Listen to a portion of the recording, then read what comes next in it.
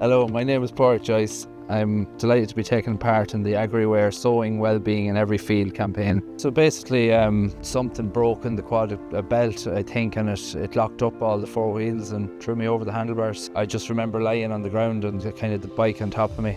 This farm here, I would have taken it over from my own father, and I got back into dairy cows there 8 years ago. So we put in a 12-unit dairy master herringbone parlour. We keep all the calves. We rear our own replacement heifers. So we'd have a mixture of beef and our own breeding then for replacements. So after I heard the 3 clicks out of it and it went bang basically, the quad flipped and it landed on my leg.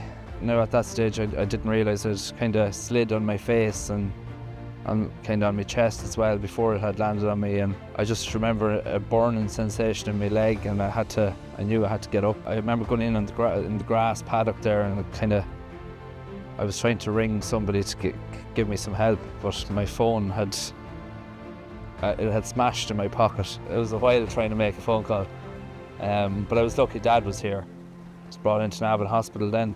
The extent of my injuries then was I had severe internal bleeding in my leg. I'd broke my front teeth and I'd cut up my face, but it was my leg that was the issue then. They cleaned me up in Navan Hospital or whatever and they sent me home, but it was my leg that was the issue. I eventually ended up getting sepsis and I ended up spending a few weeks in St James's Hospital then. Like the long days of the hoof trimming now, I'd really find my leg swells a lot. I'm standing for a long time. I'll never be a sprinter or anything, or I'll never be back playing football again. The only other thing with it was that my dad drives the quad and my now wife does as well.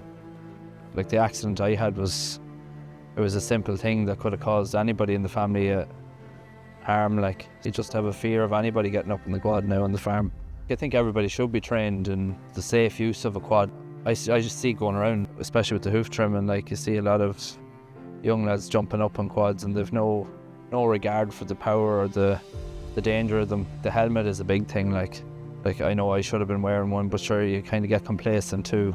My advice to farmers would be kind of be vigilant on who's getting up on your quad, kind of make sure they're trained.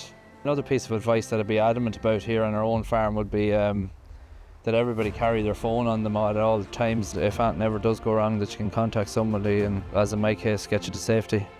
Like I don't ever forget how lucky I am. If it had been a few inches either way that the quad fell on me, I wouldn't have been as lucky that I can live to tell the tale. The advice I'd give to anybody, just to make people think, I suppose, that when you do get up in the quad the next time, that you take your time and make sure you have your phone on you, make sure the machine is in good working order, you wear your helmet, because I was one of the lucky ones, and I hope people can learn from my experience and what happened to me.